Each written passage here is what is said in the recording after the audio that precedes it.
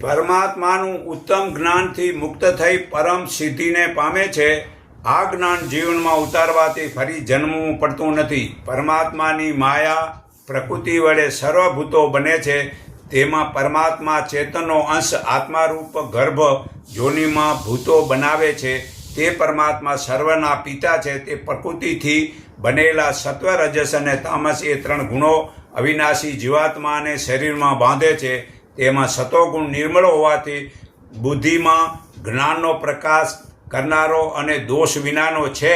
છતાં તે સુખથી તથા જ્ઞાનમાં આસક્તિ જીવને બાંધે છે. અને વેર ઈચ્છાવાળો રજોગુણ તૃષ્ણા અને આસક્તિથી જીવને કર્મમાં બાંધે છે.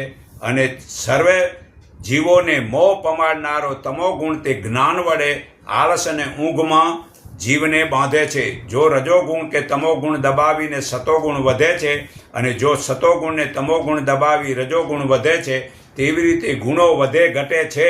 પરંતુ આ મનુષ્ય શરીરમાં અંતકરણ અને ઇન્દ્રિયો વડે જ્ઞાન અને વિવેક થાય ત્યારે સતોગુણનો વધારો થાય છે. જ્યારે સતોગુણ વધે છે ત્યારે દેહધારી મનુષ્ય મૃત્યુ પામી તે મનુષ્ય જ્ઞાનીને ઘેર જન્મે છે. રજોગુણની વૃદ્ધિમાં મૃત્યુ પામીને જીવ કર્મવાળા આસક્તિના ઘેર જન્મે છે.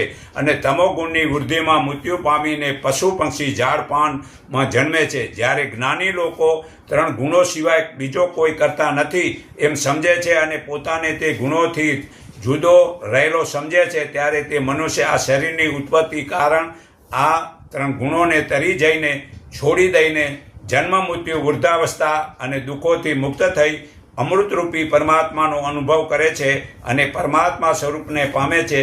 તે જ્ઞાની સ્વરૂપના ભાનથી ખસતો નથી. સુખ દુઃખને સમાન સમજે છે.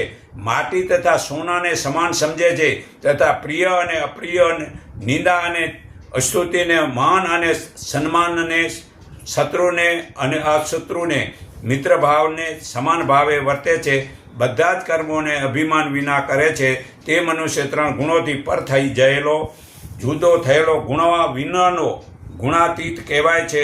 આ ગીતા 14મા અધ્યાયમાં પુરાવો છે. તે ફરી મનુષ્ય જન્મતો નથી. ગુણો રહિત થાય છે તે મનુષ્ય ફરી જન્મતો નથી.